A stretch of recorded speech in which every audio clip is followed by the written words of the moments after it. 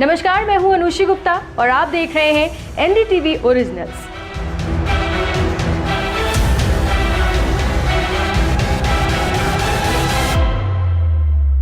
आखिर क्या है एक्सिस ऑफ रेजिस्टेंस? कितना ताकतवर है ये? अब तक ईरान ने इजराइल पर हमला क्यों नहीं किया? ये तमाम ऐसे सवाल हैं जिसके जवाब हम आपको इस वीडियो में आज देंगे। यमन के हूती विद्रोही गुट के leader Abdul Malik al Houthi का बड़ा बयान सामने आया है। उन्होंने कहा है कि इजराइल के खिलाफ एक्सिस ऑफ रेजिस्टेंस के साथ समन्वय करेंगे। हूती गुट के लीडर ने बताया है कि इजराइल को जवाब देने के लिए कोई भी फैसला एक्सिस ऑफ रेजिस्टेंस ग्रुप मिलकर ही तय करेगा। चौतरफा हमले की तैयारी में ईरान दिख रहा है। ऐसे में सवाल उठना लाजिम है कि आखिर ये एक्सिस ऑफ रेजिस्टेंस ग्रुप क्या है, और अगर इस समूह में शामिल सभी गुट मिलकर इजराइल पर हमला करते हैं तो ये कितना नुकसान पहुंचाएंगे। आपको बता दें, दरअसल 80 के दशक में ईरान ने मिडिल ईस्ट में अपना वर्चस्व कायम करने के लिए कुछ प्रॉक्सी संगठनों को तैयार किया। इसमें ईरानी की रेवोल्यूशनरी गार्ड कॉर्प्स यानी कि IRGC की अहम भूमिका है, और अगर ये मिलकर इजराइल पर हमला करते हैं तो उसके लिए संभलना मुश्किल हो सकता है। अब आप ये जान लीजिए कि कितना ताकतवर है axis of resistance. Axis of resistance group में फिलिस्तीन में हमास, लेबनान में हिजबुल्लाह, यमन में हूती विद्रोही समेत इराक और सीरिया के विद्रोही संगठन आते हैं जो ईरान समर्थक हैं। गाजा में हमास, इजराइल और हमास के बीच संघर्ष दशकों पुराना है। ये फिलिस्तीन की आजादी के लिए इजराइल के खिलाफ पहले से ही जंग लड़ता आ रहा है। हालांकि इसका प्रभाव पूरे फिलिस्तीन में ना होकर सिर्फ गाजा पट्टी पर है। बीते साल 7 अक्टूबर को हमास के लड़ाकों ने इजराइल पर हमला कर दिया था, जिसमें इजराइल की ओर से करीब 1200 लोगों की मारे जाने की खबर सामने आई थी और 251 इजराइलियों के बंधक बनाए जाने का भी दावा किया गया था। इजरायली प्रधानमंत्री नेतन्याहू ने हमास के खात्मे तक गाजा पर हमले जारी करने की बात कही थी।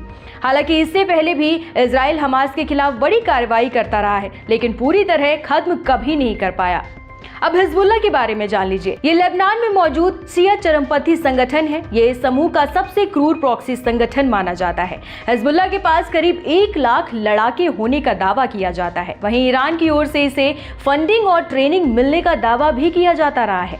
अब आपको बताते हैं कि इजराइल ने जब से गाजा पर हमले करने की शुरू किए थे तब से ही हिजबुल्लाह लगातार उस पर अटैक कर रहा है। हालांकि इजराइल ने हाल ही में इसके कमांडर फुवाद शुक्र को मार गिराया था, लेकिन हिजबुल्लाह के आक्रामक रुख में कोई बदलाव देखने को नहीं मिला।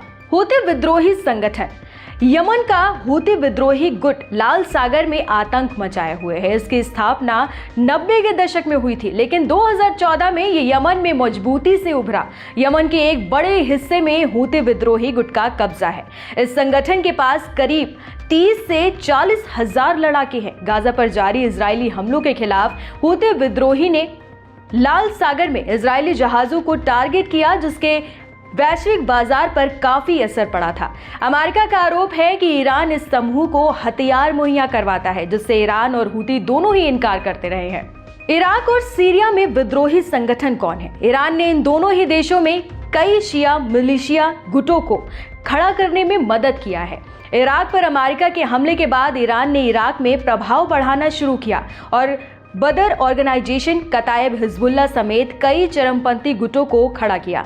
वहीं सीरिया में भी ईरान समर्थित कई समूह हैं जो अमेरिका और इजराइल के खिलाफ मोर्चा खोले हुए हैं। अब अगर भौगोलिक तौर पर देखें तो इजराइल इन देशों से घिरा हुआ है। ऐसे में अंदेशा जताया जा रहा है कि एक्सिस ऑफ रेजिस्टेंस ग्रुप के साथ मिलकर ईरान इजराइल पर चौतरफा हमला करेगा, जिससे इजराइल को संभलने का वक्त भी नहीं मिलेगा। क्योंकि जब अप्रैल में ईरान ने इजराइल पर हमला किया था तो उसने करीब 90% मिसाइलों और ड्रोन को हवा में ही नष्ट कर दिया था।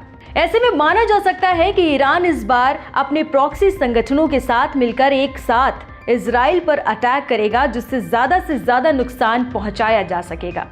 इस वीडियो में फिलहाल इतना ही। बाकी देश दुनिया की तमाम खबरों को विस्तार से जानने के लिए आप देखते रहिए एनडीटीवी इंडिया। नमस्कार।